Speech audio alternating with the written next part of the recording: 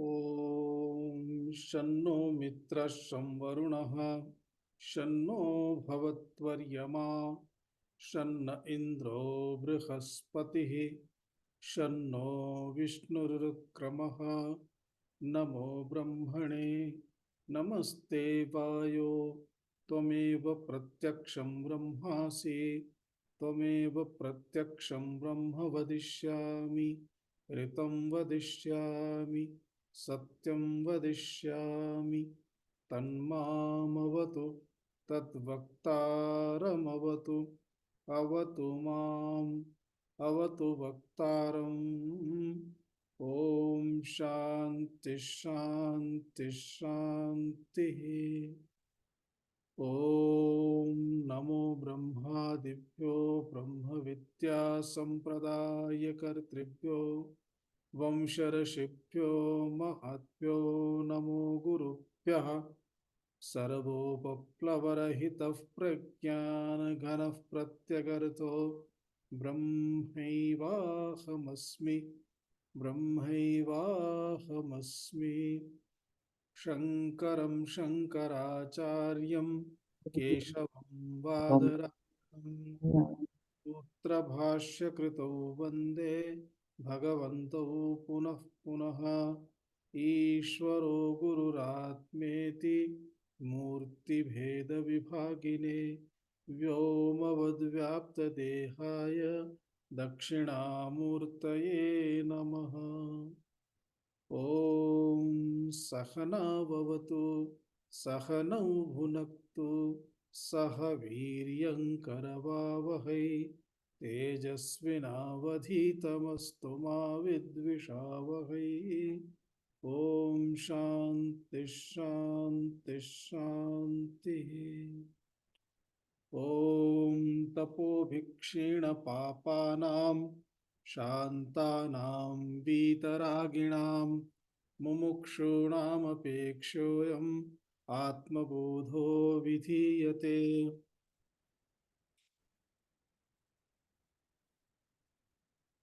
त्रिचत्वारिंशत्तमश्लोकतः आवृत्तिं कुर्मः।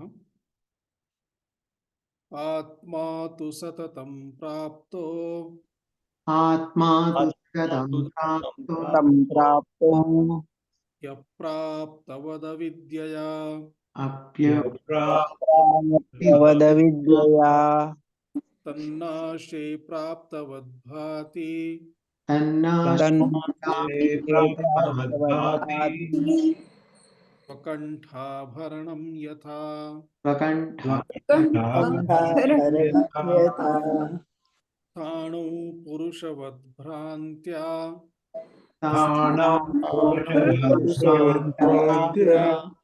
कृता ब्रह्मणि जीवता कृता ब्रह्मणि जीवता जीवस्य तात्विके रूपे जीवस्य तात्विके रूपे तस्मिन् दृष्टे निवर्तते। तस्मिन् दृष्टे निवर्तते तत्त्वस्वरूपानुभवात् तत्त्वस्वरूपानुभवात् उत्पन्नं ज्ञानमञ्जसा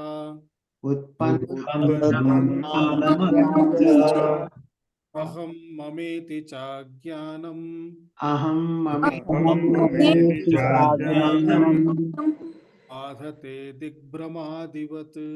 बाधते एवं पूर्वश्लोके तत्त्वस्वरूपस्य अनुभवात् अर्थात आत्मसाक्षात्कारात् आत्मसाक्षात्कारात् इत्युक्ते प्रथमं तु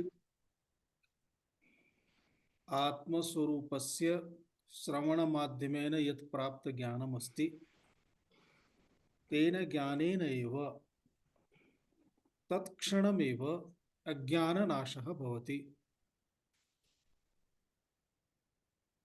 अज्ञाननाशः भवति इत्युक्ते यत्र यत्र अहंकारः अस्ति अहंतास्ति आत्मानं विहाय ते सर्वे भिन्न पदार्थाः तेषु अहंता भवति। अहंता इत्युक्ते देहमधिकृत्य अहम, इंद्रियाणि अधिकृत्य अहम, मनः अधिकृत्य अहम, बुद्धिमधिकृत्य अहम इति तत्र तस्मिन् तेषु तेषु विषयेषु स्वस्य यत् तादात्म्यमस्ति तत् तादात्म्यं स्वीकृत्य तद् अहमेव इति व्यवहारः भवति, तदेव उच्यते अहंता।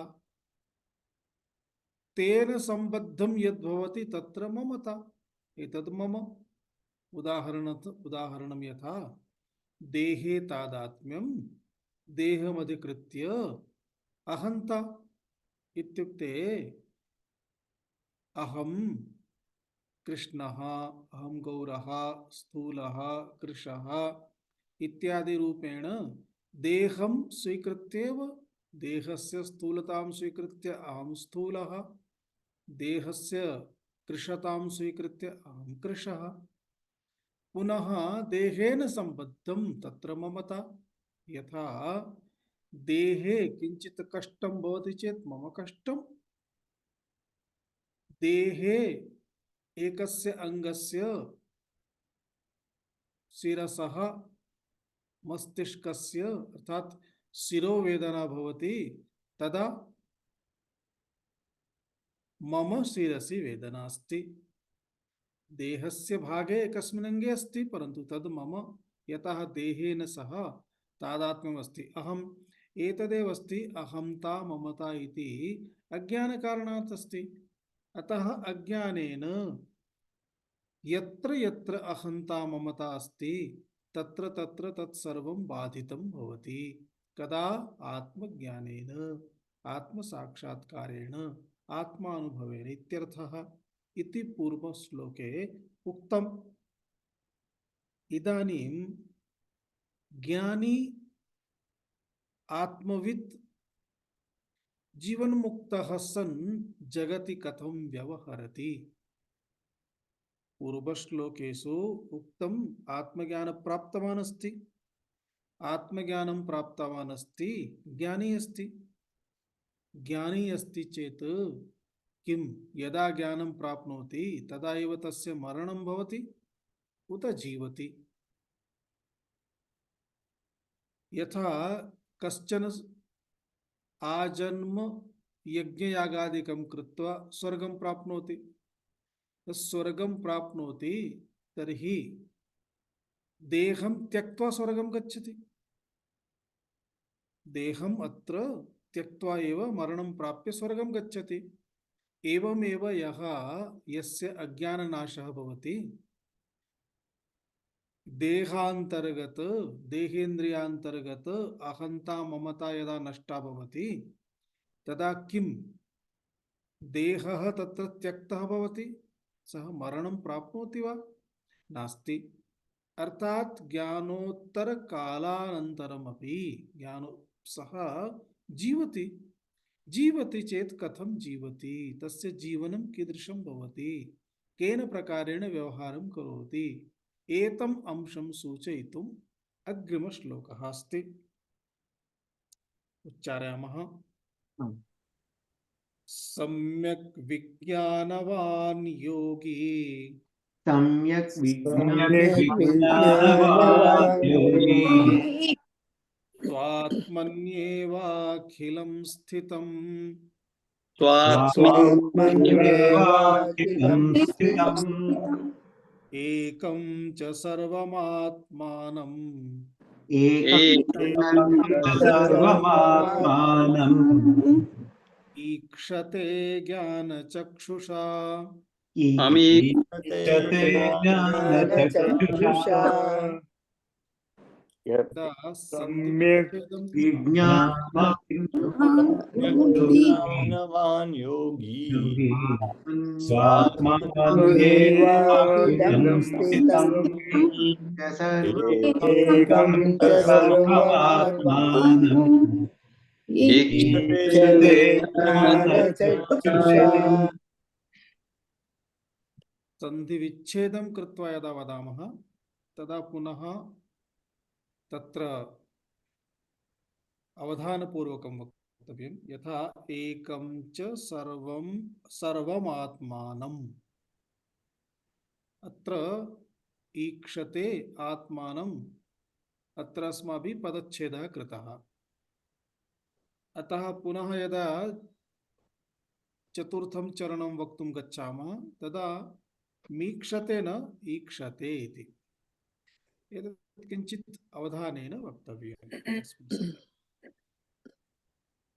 सामान्यतः श्लोकेषु पदच्छेदस्य आवश्यकता नास्ति। यत्र मात्रा पूर्णा भवति तत्रैव स्थगनीयं, यतिः दातव्या। अर्थात् एवमपि वक्तुं शक्यते, एकं च सर्वमात्मान मीक्षते ज्ञानचक्षुषा, एवं वक्तव्यं। परन्तु सरलतायाः दृष्ट्या वयं पदच्छेदं कृत्वा वदामः, अस्माकं सरलतायै सौकर्याय इत्यर्थः। सम्यक् विज्ञानवान् योगी स्वात्मनि एव अखिलं स्थितम् एकं च सर्वम् आत्मानम् ईक्षते ज्ञानचक्षुषा इति पदच्छेदः अस्ति। पदार्थं पश्यामः। सम्यक् विज्ञानवान्, सम्यक् विज्ञानवान् अर्थात् सम्यगात्मदर्शी, यः स्वात्मानं सुष्ठुतया अवगतवान् अस्ति सः सम्यक् विज्ञानवान्। एवं यः सुष्ठुतया अवगतवान् अस्ति सततम् आत्मचिन्तनं करोति, ध्यायते, अतः आत्मना सह युक्तः अस्ति, संलग्नः अस्ति, अतः योगी इति उच्यते। योगी, योगी अर्थात यतिः ज्ञानचक्षुषा। ज्ञानचक्षुषा इत्युक्ते ज्ञानम् एव चक्षुः यस्य सः ज्ञानचक्षुः, अथवा ज्ञानम् एव चक्षुः इति ज्ञानचक्षुः। एवं कुर्मः चेत् तेन ज्ञानचक्षुषा अर्थात आत्मज्योतिषा। आत्मज्योतिषा, आत्मज्योतिः अर्थात ज्ञानम तस्य स्वस्य स्वात्मनि एव। स्वात्मनि एव इत्युक्ते स्वात्म चैतन्ये एव, अथवा स्वात्मनि एव इत्युक्ते तस्य स्वरूपस्य यः बोधः अस्ति, अहं ब्रह्मास्मि इति बोधः, तस्मिन् आत्मस्वरूपे अहं ब्रह्मास्मि इति बोधे तत् सूचयितुम् उक्तमस्ति स्वात्मनि ब्रह्मणि इत्यर्थः। स्वात्मनि किं जगदखिलं सर्वम् एकम् आत्मानम् ईक्षते। जगदखिलम अर्थात जगत समस्तम, सृष्टि समग्रम,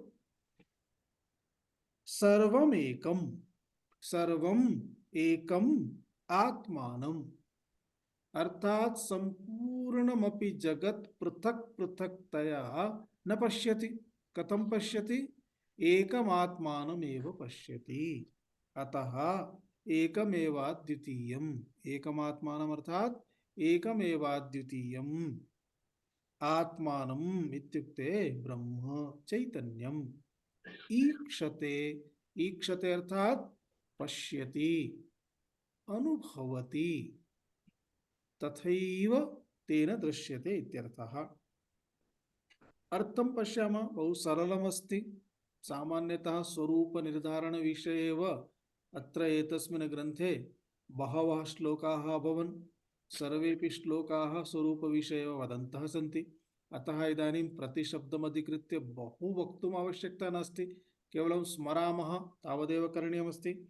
अतः सम्यक् विज्ञानवान् योगी, श्लोके यथा अस्ति सम्यक् विज्ञानवान् योगी स्वात्मनि एव अखिलं स्थितम् इति पदं पश्यामः। सम्यक् विज्ञानवान् योगी, यः सम्यक् विज्ञानवान् सः एव योगी। एकं तु एषः स्पष्टार्थः अस्ति। सम्यक् विज्ञानवान् इत्युक्ते अत्र जगतः पदार्थानां विषये यः सम्यक् जानाति सः एक्स्पर्ट् इति उच्यते। उदाहरणं यथा मानसिक रोगाः भवन्ति, तान् रोगान् सम्यक् यः जानाति, रोगान् दूरीकर्तुम् उपायमपि जानाति, सः मनोवैज्ञानिकः, मनोरोगचिकित्सकः भवति। तथैव सर्वेपि एकैकस्मिन् विषये तज्ञाः भवन्ति। तज्ञाः इत्युक्ते एक्स्पर्ट्स् भवन्ति। इति यथा सामान्यविषयेषु अस्ति तथैव आत्मविषये अपि अस्ति। आत्मज्ञानं यस्य अस्ति, आत्मविषयस्य यस्य अस्ति ज्ञानं, सः आत्मविद् इति उच्यते। अर्थात् आत्म अनात्म विवेकं कर्तुं सः एक्स्पर्ट् अस्ति, तज्ञः अस्ति। आत्म अनात्म विवेक द्वारा सः अनात्म विषयैः सह तस्य यः सम्बन्धः, तान् सम्बन्धान् दूरे क्षिपति। आत्मनि सह एव यदि सम्बन्धं किमपि पश्यति तर्हि आत्मनि सह एव पश्यति। यद्यपि आत्मनः आत्मनि न कश्चन सम्बन्धः सम्भवति, यतः सम्बन्धः द्विनिष्ठः भवति। द्विनिष्ठः इत्युक्ते षष्ठी विभक्तिः या अस्ति, एतस्याः विभक्तेः प्रयोगं यदि कुर्मः तर्हि अपरः कश्चन अपेक्षितः, तदा एव षष्ठी विभक्ति प्रयोगः भवितुमर्हति। अतः सम्बन्धे षष्ठी इति उच्यते। षष्ठी सम्बन्धे भवति। सम्बन्धः द्विनिष्ठः, द्विनिष्ठः चेतेव षष्ठी, न चेत् न सम्भवति। उदाहरणं यथा मम मित्रं, तदा अहम् एकः, पुनः मित्रं च अपरः, तदा एव अहं मम मित्रमिति वक्तुं शक्नोमि। अतः सम्बन्धः सदा सर्वदा द्विनिष्ठः भवति। एक एव आत्मा, न अन्यः, अद्वितीयः। अतः आत्मना सह सम्बन्धः कथं भवेत्? मम आत्मा इति वदति चेत् अनात्मना सह सम्बन्धं स्वीकृत्य एव मम आत्मा इति वक्तुं शक्यते। अंतःकरणं हृदयं स्वीकृत्य मम आत्मा इति प्रयोगं कर्तुं शक्नुमः, अन्यथा न शक्यते। तात्पर्यं किमस्ति? एवं चेत् स्वात्मना सह तस्य संयोगः इत्युक्ते स्वात्मस्थितिः। अहमेव एकमेवाद्वितीयम् इति तस्य भावः। अर्थात् एवं यस्य भावः सततम् अस्ति, एतं भावं त्यक्त्वा अनात्मनि तस्य प्रवेशः नास्ति, सः योगी। तदेव तस्य योगः अस्ति। आत्मना सह सततं तस्य स्थितिः इत्युक्ते आत्मनि एव स्थितिः।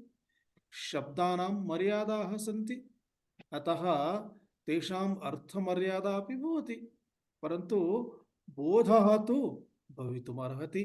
अतः तात्पर्यं किमस्ति? यः सम्यक् आत्मज्ञानं प्राप्तवान् अस्ति सः एव सम्यक् विज्ञानवान् भवति। सम्यक् इत्युक्ते अहम् इन्द्रियद्वारा यत् पश्यामि मम परफेक्ट नॉलेज अस्ति। इन्द्रियद्वारा न पश्यति चेत् डाउटफुल अस्ति। उदाहरणं यथा चायं मधुरमस्ति वा नास्ति इति ज्ञातव्यं चेत् स्वादेन्द्रियद्वारा एव स्पष्टता भवति। कश्चन वदति शर्करा स्थापिता, तेन तस्य कथनमात्रेण शब्दप्रमाणेन तत्र न सिद्ध्यति। चक्षुरिन्द्रियद्वारा दृष्ट्वा अपि न सिद्ध्यति। यावत् कालपर्यन्तं जिह्वायाः संयोगः न भवति तावत् कालपर्यन्तं शर्करायाः विषये चाये कियती मात्रा अस्ति, किम् अस्ति नास्ति इति वक्तुं न शक्यते। अतः कश्चन वदति दृष्ट्वा शर्करा अस्ति इति एतत् यत् ज्ञानम् अस्ति, बोधः अस्ति, एषः बोधः सम्यक् बोधः नास्ति। तर्हि सम्यक् बोधः कः? स्वादेन्द्रियद्वारा प्राप्तबोधः एव सम्यक् बोधः इति विषयाणाम्। एवं चेत् आत्मा तु सुसूक्ष्मः अस्ति, इन्द्रियाणां विषयः एव नास्ति। तर्हि आत्मनः सम्यक् बोधः कथं भवेत्?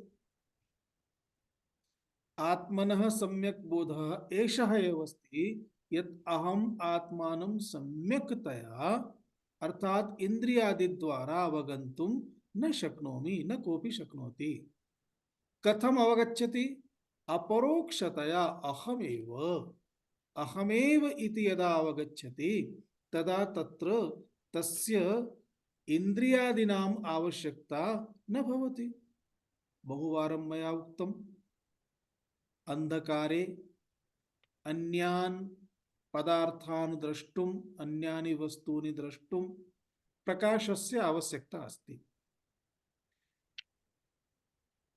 अन्य जनान् द्रष्टुमपि प्रकाशस्य आवश्यकता अस्ति। समीपे विद्यमानः बालः अस्ति वा उत्थाय गतः, अंधकारे न दृश्यते, प्रकाशस्य आवश्यकता अस्ति। परन्तु अहम् अस्मि वा उत्थाय गतवान् इति प्रश्नः भवति कस्यापि? न भवति। अतः आत्मनः विषये कस्यापि इन्द्रियस्य आवश्यकता नास्ति। परन्तु अनात्मना सह न भवेत्।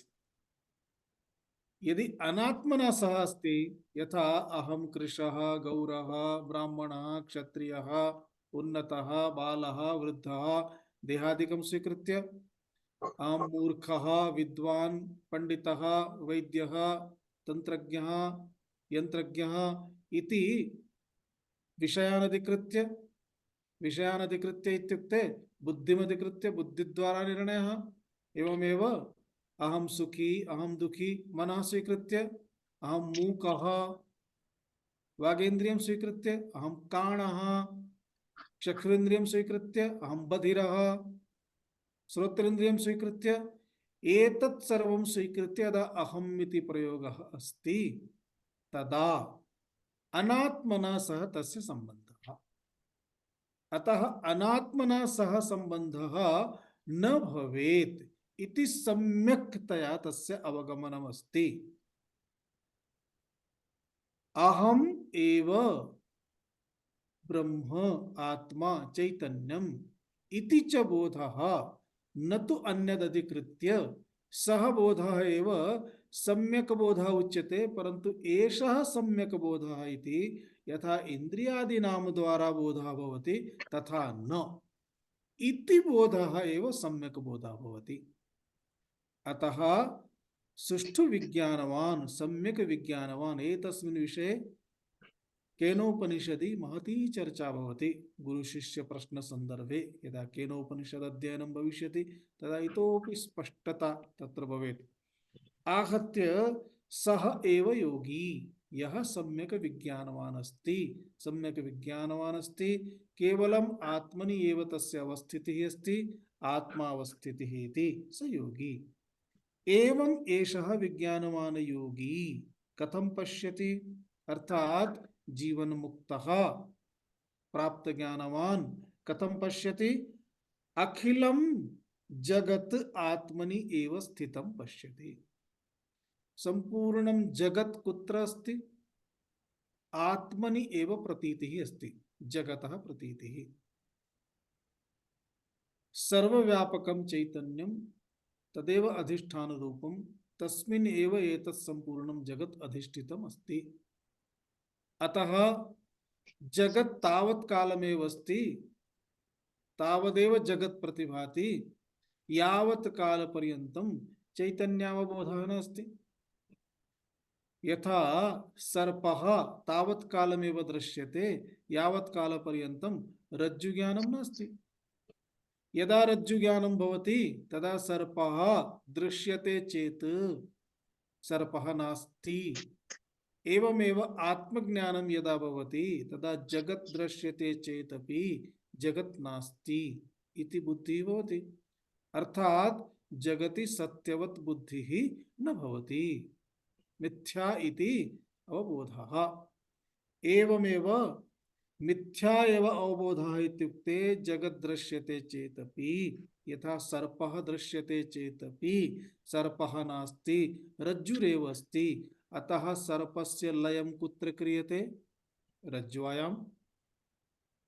तथैव परमात्मा अधिष्ठान चैतन्यं ब्रह्म एव अस्ति। तस्मिन् जगत् दृश्यते, जगत् दृश्यते मात्रं न तु सत्यम् इति बोधः चेत् जगतः लयं कुत्र भवति? परमात्मनि। परमात्मनि जगतः लयम् इति बोधः एव अस्माकं कृते वाक्यैः शब्देन वा वाक्येन वा वक्तव्यं चेत् कथम् उच्यते? संपूर्णं जगत् कुत्र स्थितमस्ति? यथा सर्पः कुत्र स्थितः अस्ति? रज्ज्वायां। तथा जगत् कुत्र स्थितमस्ति? परमात्मनि। एवमेव अखिलं जगत् संपूर्णं स्वात्मनि एव स्थितं पश्यति सः सम्यक् विज्ञानवान् योगी इत्यर्थः। एवं एकं च सर्वमात्मानं ईक्षते ज्ञानचक्षुषा। एवं यत् ज्ञानं प्राप्तमस्ति, अर्थात एकमेव चैतन्य घन एकः एव परमात्मा एकमेवाद्वितीयः इति एषः यः बोधः अस्ति। इदानीम् अहं स्वामीजी, भवती, भवान् वा भवन्तः, अतः वयं कति जनाः स्मः? अहं मम स्वरूपस्य यथा बोधः अस्ति, मम बोधः अस्ति। एषः बोधः भवतां भवति चेत् भवतः बोधः भवति, परन्तु अहं भवन्तं पश्यामि चेत् अहं कथं पश्यामि? अहं भवतीं पश्यामि चेत् अहं कथं पश्यामि? तदर्थमत्र सूच्यते तत्रापि एषा एव दृष्टि भवेत्। इत्युक्ते यथा एकमेव चैतन्यं सर्वव्यापकं तस्मिन् यदि सर्वं प्रतीयते तर्हि भवतः भवत्याः देहस्य प्रतीतिः अपि तस्मिन्नेव अस्ति। अतः अंततो गत्वा यह चैतन्य घन परमात्मा यत् चैतन्यं तदेव भवति विद्यमानं, यस्य कृते भवान् अथवा भवती प्रयोगं करोति अहमिति, तदेव चैतन्य घन परमात्मा मयि विद्यमानः, यस्य कृते अहं प्रयोगं करोमि अहमिति। अतः तत्तु एकमेव अस्ति। एकमेव पश्यति चेत् चैतन्यात्मदृष्ट्या अस्मासु भेदः नास्ति, देहदृष्ट्या भेदः अस्ति। अतः रामायणे हनुमान् यदा राम लक्ष्मणाभ्यां सह मेलनं करोति, कः भवान् इति परिचये सति सः तस्मिन् समये किं वदति? देहदृष्ट्या अहं हनुमान् अस्मि, आत्मदृष्ट्या त्वमेवाहम्। आत्मदृष्ट्या पश्यति चेत् भवान् यः भवान् तदेव अहमस्मि। एवं परिचयं करोति। अर्थात् तात्पर्यं किमस्ति? उपाधि दृष्ट्या भेदः अस्ति, परन्तु उपाधि तु मायायाः कार्यमस्ति, अविद्या अस्ति। मूलतः तु आत्मा चैतन्यम एकमेव अस्ति। अतः एकं च सर्वम् आत्मानम्। सर्वे जनाः पृथक् पृथक् दृश्यन्ते चेदपि पृथक्ता उपाधिषु अस्ति। सर्वेषाम् उपाधिः पृथक् पृथक् वर्तते। आत्मा तु एकमेव अस्ति इति ज्ञानचक्षुषा पश्यति। ज्ञानचक्षुषा पश्यति इत्युक्ते उपनेत्रं स्थापयित्वा न। ज्ञानस्य चक्षोः उपनेत्रं न भवति। ज्ञानद्वारा ज्ञानमेव तस्य चक्षुः, न तु इन्द्रियं। चक्षुरिन्द्रियम्। इन्द्रियद्वारा पश्यति चेत् भिन्नः आकारः दृश्यते, तदेव भविष्यति, भिन्नस्वरूपं भविष्यति एव। परंतु ज्ञानेन एवं पृथक्करणं कृत्वा विवेकेन यदा विवेचनं कृत्वा पश्यति चेत् तदेकमेव।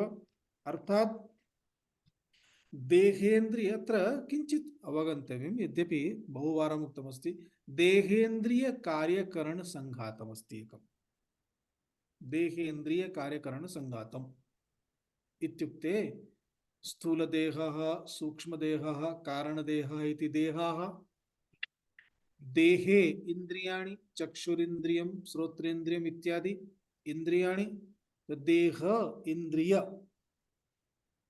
देहः अपि साधनमस्ति, इंद्रियाणि अपि साधनानि सन्ति, मनः अपि साधनमस्ति, बुद्धिरपि साधनमस्ति। अतः एतानि सर्वाणि किम् उच्यन्ते? कार्यकरण साधनानि। कार्यकरणं, करणम् इत्युक्ते साधनं। कार्यं साधयितुं साधनम्। एतत् सर्वं कार्यकरण साधनमेव। कार्यकरणं, करणं वदति चेत् साधनं वक्तुम् आवश्यकता नास्ति। कार्यकरणं, कार्यकरणम् अर्थात् एकं तु करणं नास्ति, करणानि सन्ति। इन्द्रियाणि, मनः इत्यादीनि सर्वाणि करणानि।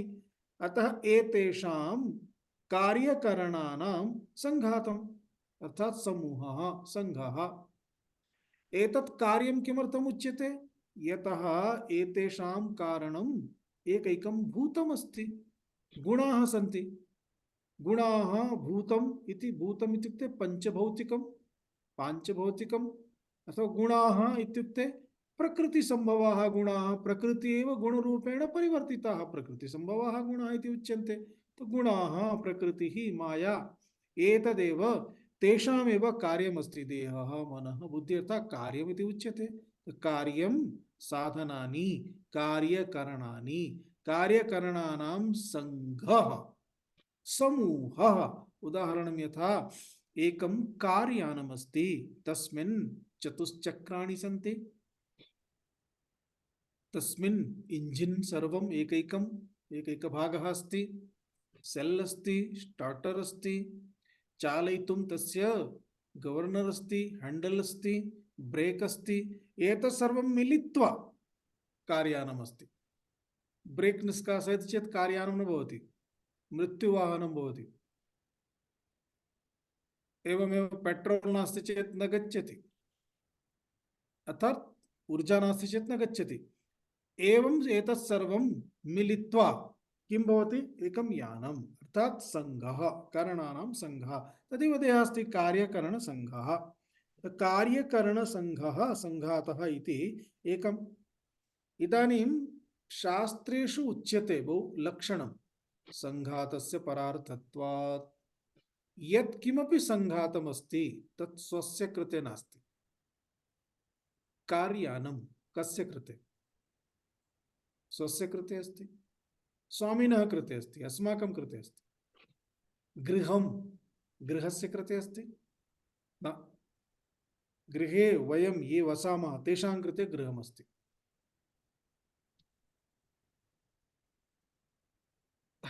अन्यत् किमपि न। तत्र गृहे नलिका भवति, जलम् आगच्छति।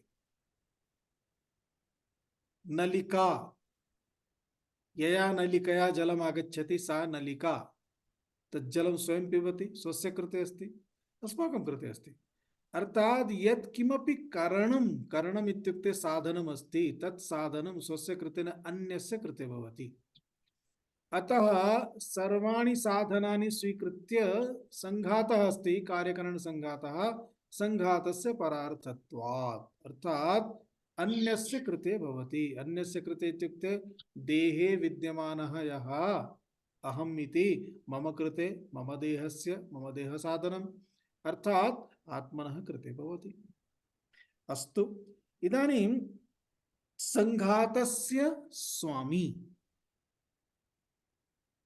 पृथक् एव, यथा कारयानं कारयानस्य स्वामी पृथक्, तथैव देहेन्द्रियादि संघातं परार्थत्वात् एतस्य संघातस्य स्वामी देहः एव अथवा देहात् भिन्नः।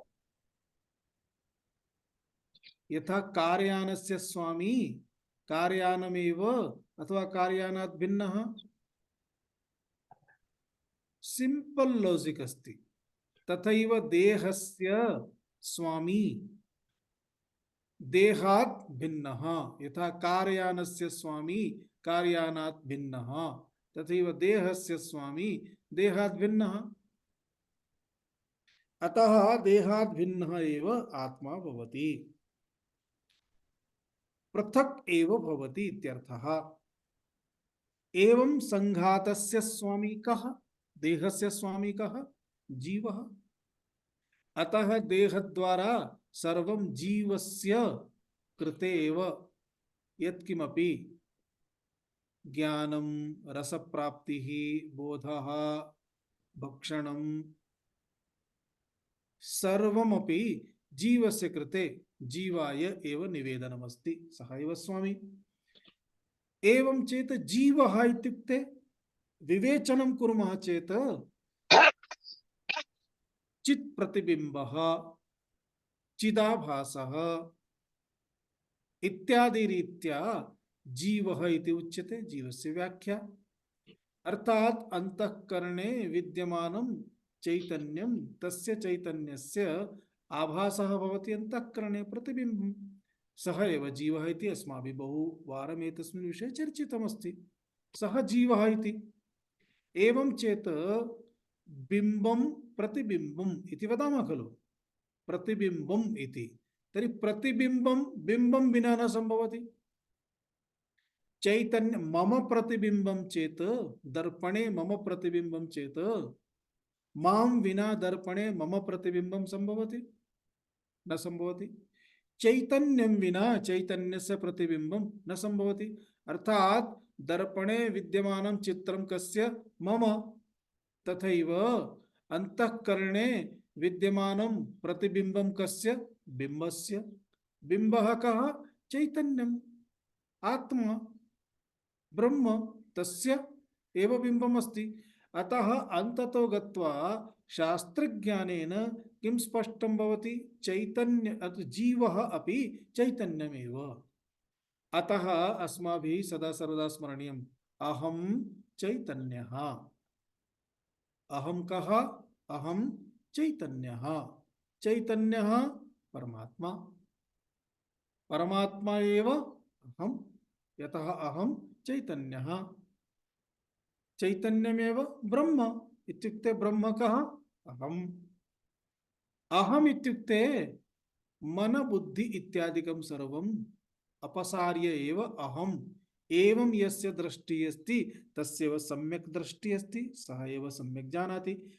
एवं जीवः इति प्रमाण प्रमेय इत्यादि व्यवहार कारणात् सः जीवः एषः एव प्रमाता इति उच्यते। अतः प्रमातृत्वात् जीवः इति तस्य कथनं प्राप्तमस्ति। एवं स्पष्टतया यदि पश्यामः तर्हि जगति विद्यमानं सर्वं कथं दृश्यते? सर्वभूतस्थमात्मानं सर्वभूतानि चात्मनि ईक्षते योगयुक्तात्मा सर्वत्र समदर्शनः। भगवद्गीतायाम् उक्तं, सः समदर्शनः अस्ति, समदर्शी अस्ति, सर्वम् एवं पश्यति। एतत् सर्वं कथं पश्यति? ज्ञानचक्षुषा, ज्ञानेन। तेन तस्य एषा दृष्टिः प्राप्ता अस्ति इति एवं एतावत् उक्त्वा अनन्तरं पुनः कार्यं सर्वदा कारणाभिन्नमेव भवति। अर्थात कार्यं कारणात् भिन्नं न भवति, अभिन्नमेव भवति। इत्युक्ते उपादान कारणात् भिन्नं कार्यं न भवति। उदाहरणं यथा यत् किमपि मेटेरियल् अस्ति तस्मात् तद्द्वारा निर्मितं वस्तु भिन्नं न भवति। यथा घटः, घटः इति कार्यमस्ति, एतस्य घटस्य उपादान कारणमस्ति मृत्तिका, मृद्, मृद् इति उपादानमस्ति। इदानीं मृद् माइनस् घटः न तिष्ठति। एतस्मात् घटात् यदि मृत्तिकां निष्कासयति तर्हि घटः कुत्र तिष्ठति? यतः घटः घटरूपेण यदुच्यते केवलं नाम अस्ति। घटस्य आकारं दृष्ट्वा नाम दत्तम्। आकारः कथमस्ति वयं पश्यामः। अधः अत्र एवं स्थापयितुम् अस्ति, अनन्तरं किञ्चित् मध्ये गोलाकारः अस्ति, पुनः कम्बुग्रीवा अस्ति, पृथुबुधनं बुधनोदरम् उदरं, घटस्य उदरं पृथु बृहत्, अतः पृथुबुधनोदरं कम्बुग्रीवादिमान् घटः। एतादृशं यदस्ति तस्य वयं किं नाम वदामः? घटः इति। तं वयं घटः वदामः। पृथुबुधनोदर कम्बुग्रीवादिमान् घटः इति तर्कशास्त्रस्य व्याख्या अस्ति। अतः घटः एवं पृथुबुधनोदरं कम्बुआदि ग्रीवादिमत्वं यदस्ति तद् कस्य अस्ति? मृत्तिकायाः एव अस्ति। अतः मृत्तिका एव एतस्य घटस्य उपादानमस्ति, उपादानकारणं। घटः कार्यं, कार्यं कारणात् अभिन्नम्, अर्थात भिन्नं न। मृद् एव घटः इति। घटः मृद् एव घटः, कार्यं कारणात् अभिन्नं, परन्तु कारणं कार्यात् भिन्नम्। एतत् सूत्रं स्मरणीयम्। कार्यं कारणात् अभिन्नं, परं कारणं कार्यात् भिन्नं, डिफरेंट अस्ति। यतः घटः कार्यमस्ति, घटस्य नाशः भविष्यति, तदा मृत्तिका अपि नष्टा भविष्यति? नैव। घटनाशे कार्यनाशः, कार्यनाशे कारणनाशः नास्ति, कारणनाशे कार्यनाशः अस्ति। यदि मृत्तिका नष्टा भवति तर्हि घटः न तिष्ठति। यथा वस्त्रं, वस्त्रमस्ति, एतद् वस्त्रमस्ति, वस्त्रमिति कार्यम्। एतस्य वस्त्रस्य उपादानं किमस्ति? सूत्रं।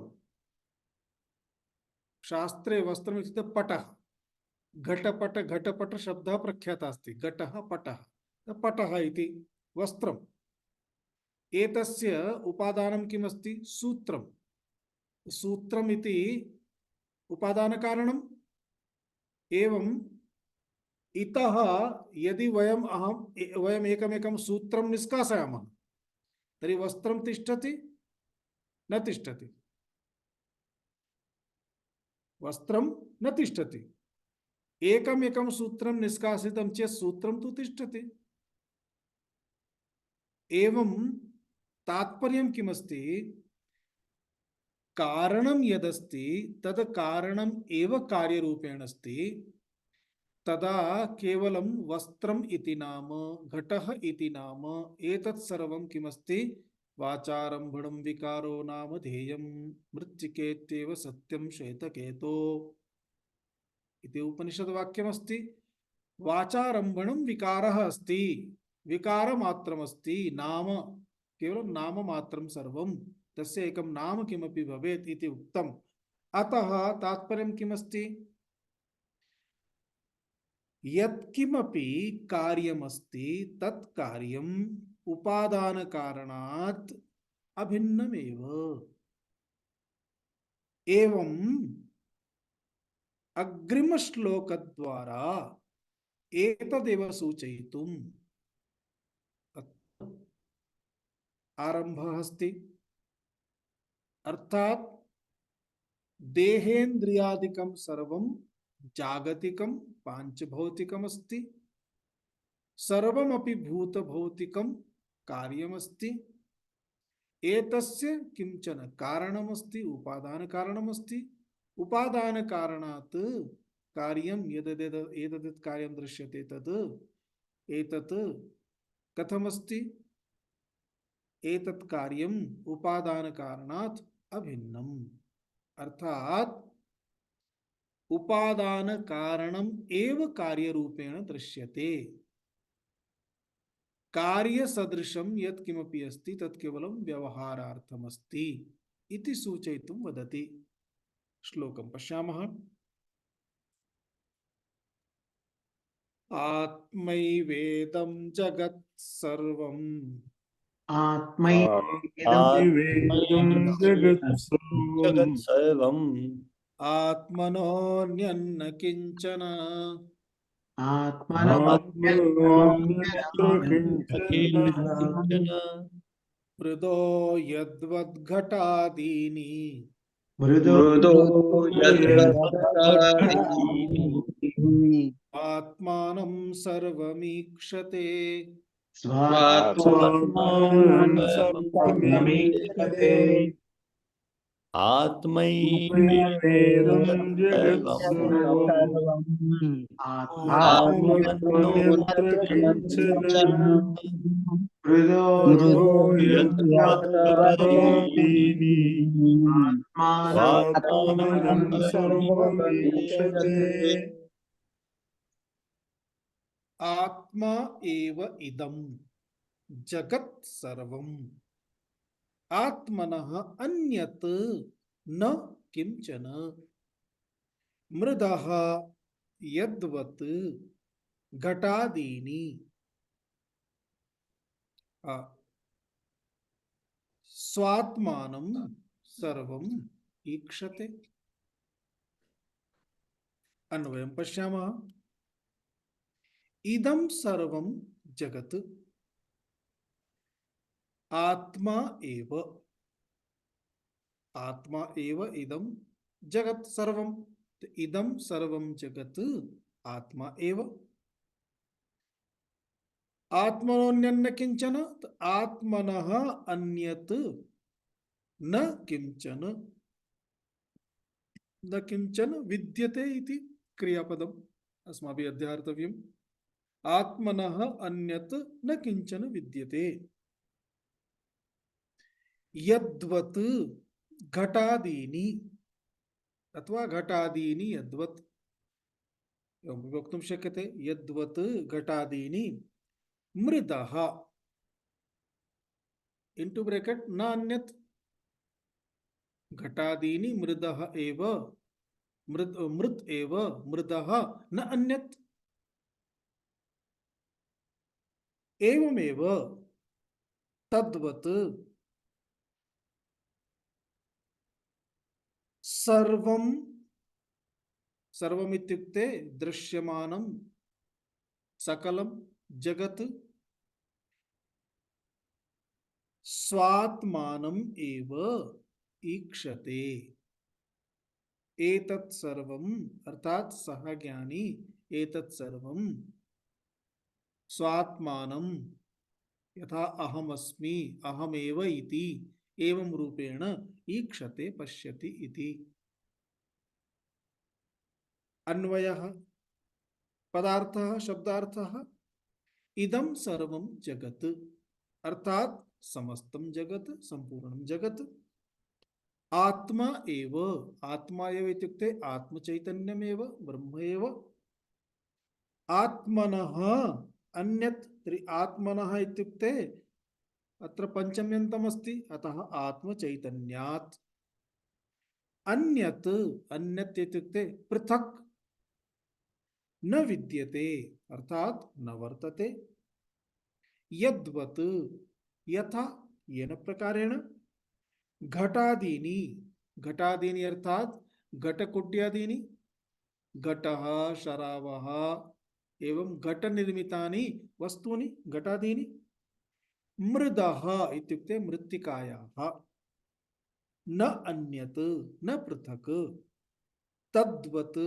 तथैव ज्ञानी इत्युक्ते आत्मवित् सर्वं सर्वं जगत् अतः जगतः सर्वेपि पदार्थाः उपाधयः स्वात्मानम् इव यथा अहमस्मि इति तथा अर्थात स्वात्म चैतन्यम् इव ईक्षते इत्युक्ते पश्यति इति पदार्थः अर्थं पश्यामः आत्मैवेदं जगत् सर्वम् आत्मैवेदं जगत् सर्वम् अर्थात आत्मनः अन्यत् न किंचन किमपि नास्ति घटादिवत् मृदः यथा पूर्वम् अस्माभिः दृष्टान्तं दृष्टं किमिति घटस्य दृष्टान्तं दृष्टं घटः घटः इति कार्यं तस्य कारणं किं मृत् प्रत्येकमपि वस्तु यत् कार्यमस्ति तस्य द्विधा कारणं चिन्त्यते यद्यपि अन्यानि अपि कारणानि भवन्ति तानि सहायकानि कारणानि भवन्ति परन्तु मूलभूतकारणद्वयं भवति एकं यथा घटः इति अस्ति घटः अस्ति चेत् घटः कार्यमस्ति घटः कार्यं चेत् एतस्य कारणद्वयमस्ति एकं तु यस्मात् पदार्थात् वस्तुनः घटस्य निर्माणं जातमस्ति सः पदार्थः तत् वस्तु उपादानकारणम् इदानीं घटः स्वयमेव तु जातः नास्ति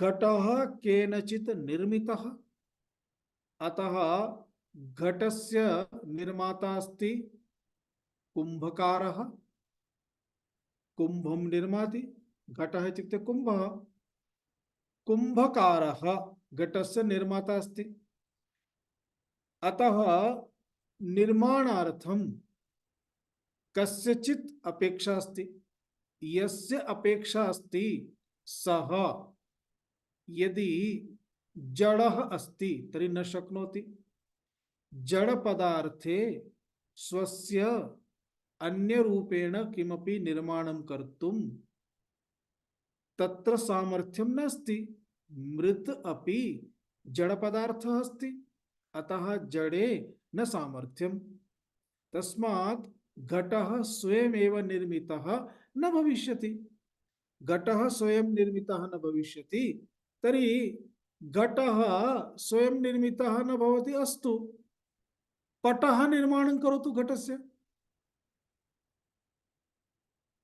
पटः अपि स्वस्य निर्माणं कर्तुं न शक्नोति किमर्थं जडत्वात् यदि पटः स्वस्य निर्माणं कर्तुं न शक्नोति तर्हि घटस्य निर्माणं कथं कर्तुं शक्नोति यतः यदि पटः घटस्य निर्माणं कर्तुं शक्नोति तर्हि घटः अपि स्वस्य निर्माणं कर्तुं शक्नोति जड पटः अपि जडत्वात् तथैव मृत् अपि जडत्वात् यथा सूत्रं जडं तथैव मृदपि जडपदार्थः एव अतः चैतन्यस्य अपेक्षा अस्ति निमित्त कारणं भवितुं चैतन्यस्य अपेक्षा अस्ति अतः कुंभकारः चैतन्यात्मकः तस्मात् एवं यस्य कस्यापि पदार्थस्य कार्यस्य निर्माणार्थम एकम तो तस्य पदार्थस्य इत्युक्ते रॉ मटेरियल आवश्यकम, द्वितीयं तस्य कश्चन चेतन निर्माता आवश्यकः। एवमेव यथा घटस्य मृत्तिका उपादान कारणम अभवत्, एतस्य घटस्य निर्माता चेतनः कुंभकारः अभवत्, कुंभकारः निमित्त कारणम, उपादान कारणम निमित्त कारणम, वस्तुद्वयम् अपेक्षितं भवति कार्यस्य कृते। जगत् अपि कार्यमस्ति। कुंभकारः कुंभस्य निर्माणं कर्तुं मृत्तिकाम् आनयति खननं कृत्वा। एवमेव एतस्य जगतः यः निर्माता अस्ति सः अपि कुर्यात् खलु। कुतश्चित् मृत्तिकाम् आनयेत् अनन्तरं जगतः निर्माणं कुर्यात्। न केवलं मृत्, वायुः अपि अपेक्षते, आकाशः अपि अपेक्षते, सर्वं कुतश्चित् आनयति इति ऊहां कर्तुं न शक्नुमः इति एकम्। द्वितीयं, यः घटस्य निर्माणं कर्तुं जानाति सः एव घटस्य निर्माणं कर्तुं शक्नोति।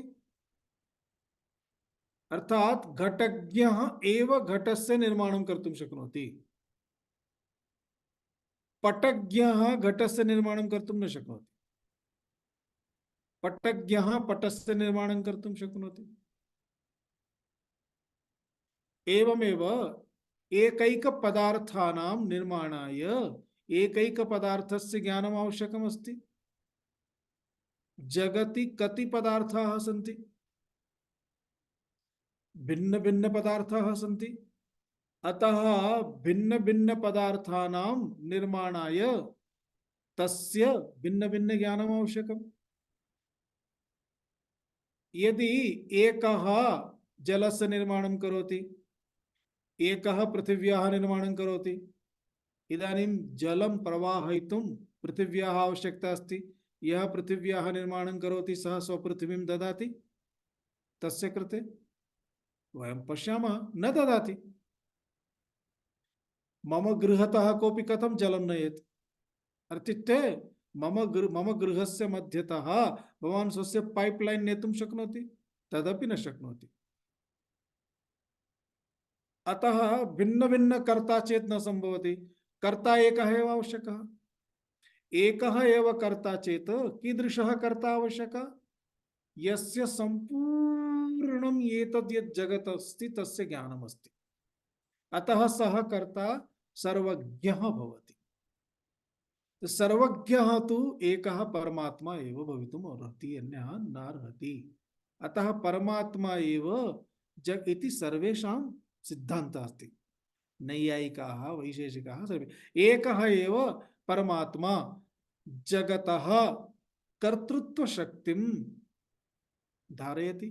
अतः परमात्मा एव जगतः कर्ता। एवं चेत् परमात्मा जगत् निर्माणाय रॉ मटेरियल कुतः आनयति? यदि अन्यस्मात् स्थानात् आनयति तर्हि परमात्मानं विहाय अन्यः अपरः कश्चन परमात्मा अस्ति, यस्य समीपे एतत् स्टोर्ड अस्ति, बहु अधिकम् अस्ति सर्वं, ततः आनयति।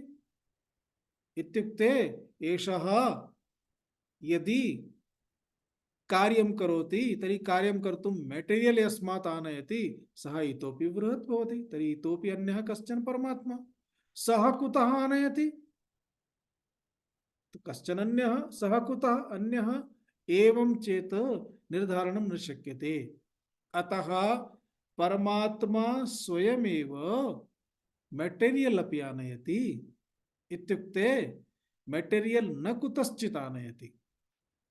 किं करोति? स्वयमेव तद्रूपेण भवति। अतः उदाहरणं यथा ऊर्णनाभाः जाल निर्माणं करोति। स्कॉर्पियो यदा जाल, स्कॉर्पियो या किमपि उच्यते, यदा जाल निर्माणं करोति तदा सूत्रं स्व उदरतः एव निष्कासयति। स्व उदरतः निष्कास्य जाल निर्माणं करोति। निर्माणं कः करोति? स्वयमेव। पदार्थं कुतः नयति? स्वस्मात्। एवमेव परमात्मा जगतः निर्माणं कृतवान् अस्ति, सृष्टिं निर्मितवान् अस्ति। सृष्टिं कुतः आनीतवान् अस्ति? स्वस्मात् एव। स्वस्मात् इत्युक्ते स्वयमेव सृष्टिरूपेण जातः इति सामान्यर्थः। अतः परमात्मा एव जगतः निमित्तकारणमपि अस्ति, उपादानकारणमपि अस्ति। जगतः अभिन्न निमित्त उपादान कारणं परमात्मा। One sentence. जगतः अभिन्न निमित्त उपादान कारणं परमात्मा। अभिन्न निमित्तोपादान कारणं परमात्मा जगतः इति। एवं जगत् सर्वं कुतः उत्पन्नं? परमात्मातः। परमात्मा एव चैतन्यं ब्रह्म। चैतन्यं ब्रह्म एव। अतः सर्वं परमात्मा द्वारा आगतं चेत् आत्मा द्वारा आगतम् इति वक्तव्यं। क्लेशः नास्ति। अतः जगत् सर्वं आत्मनः अन्यत् न विद्यते। यथा घटः मृत्तिकायाः अपरम अन्यत् न विद्यते, मृत्तिका एव मृत्तिकापेक्षया नान्यत्, तथैव जगत् परमात्मपेक्षया परमात्मानं विहाय न अन्यत्। तद्वत् एव सम्पूर्णं जगत् पश्यति इति। अन्यथा अग्रे अनन्तरं पश्यामः। ॐ पूर्णमदः पूर्णमिदं पूर्णात् पूर्णमुदच्यते पूर्णस्य पूर्णमादाय पूर्णमेवावशिष्यते। ॐ शान्ति शान्ति शान्तिः।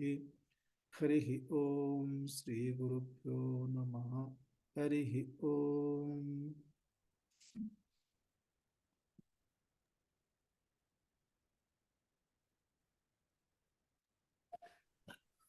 धन्यवाद स्वामी। स्वामी जी। धन्यवाद स्वामी जी। ओम ओम। धन्यवाद।